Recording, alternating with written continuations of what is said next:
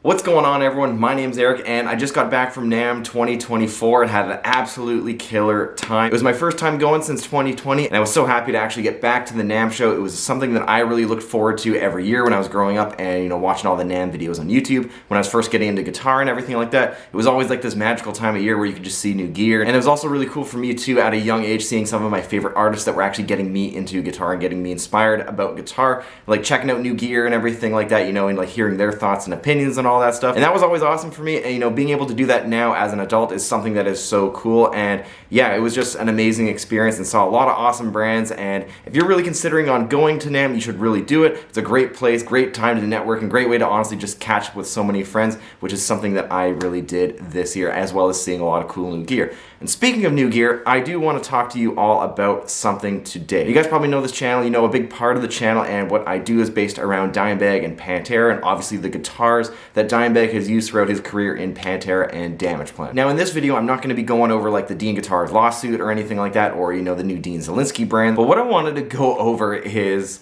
something that's very interesting, is kind of related to all of that. So when I heard Dean Guitars was actually going to be at NAMM this year, I'm like, well, I gotta go check it out. Because every time Dean Guitars was at NAMM in the past, and from the times that I went to NAMM, it seemed like it was like this private, like invite-only kind of deal. And especially back in the day, it seemed like they had all the crazy Dean parties and everything like that, and it was like the place to be, and that was the booth to really be at. So I went and checked it out this year, and yeah, it's kind of weird. It's pretty weird. And I'm gonna show you a video, and you can probably guess why it was pretty weird with everything going on. So I'm gonna throw the clip on and then I'll meet you back here in just a second. You can see why I'm so kind of like at a weird like mix of emotions and sort of lost for words for the whole like Dean Guitars and everything right now.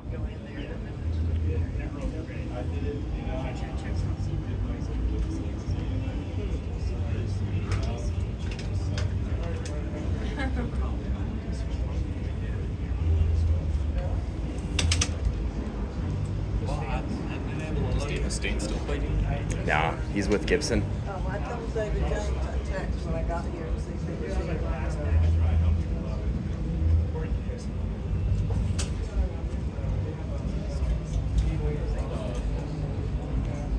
So obviously, after watching that video, there's a few elephants in the room and a few things that we really gotta address about this whole thing. Obviously, as you all saw with the guitars that you saw on screen, there was like this tropical like tobacco sunburst thing. There was like clearly a slime, and there was a two-tone like black and blue satin finished ML that is clearly missing an iconic graphic as well to kind of tie it all together. It was like as soon as I saw this in person, it was like, this is kind of weird. And the crazy thing with all this is that even though Dean Guitars is getting sued by the Dimebag Darrell estate, and essentially all of these Dean Dimebag model guitars can't be produced anymore for various reasons that are within the actual lawsuit that's going on, Dean Guitars is still essentially just going to do whatever they want and just make these guitars for whatever reason. And even though they can't do it, they're just gonna still do it and just dress it up a little bit different way, and apparently that is okay. And honestly, just internalizing all that, it just really doesn't sit that well with me. And honestly, after seeing that and a few other things at NAMM this year, and especially like some things that I like picked up on social media and just like from what I've heard in the booth, I think I really understand why the Dimebag estate left Dean Guitars, and honestly probably why Dean Zielinski left Dean Guitars at the time that he did, when he was still owning and working for Dean Guitars at one point in his career. It does seem like it is a little bit of a middle finger to the estate and maybe to like Dean Zielinski himself, and especially with these new Dimebag inspired finishes, which are clearly just rebranded slimes in the Far Beyond Driven and the Dean from Hell. And it even goes to show with their whole slogan, which you can see on screen right now, and it's kind of like a my way or the highway kind of deal, which is, it's unfortunate, but it is what it is. And it seems like there is definitely a lot of moving parts in the background that we obviously all don't know about. From a first person perspective, and knowing what I know about the relationship between both parties, it honestly just seems like the whole launch of those new guitars was honestly not in good taste. There's obviously a reason and a motive of why Dean's kind of brought those guitars back, and I'm only speculating at this point. I'm kind of showing you firsthand what I saw when I went to NAMM. And it seems like from those moves, we just kind of know where Dean's at right now. But I still wanted to get on here and show this, especially with myself like wanting to go check out the Dean booth, especially being so stoked with it as a young kid, like watching all the old NAMM videos. And it seemed like that was always the amazing brand that I always liked growing up as a kid.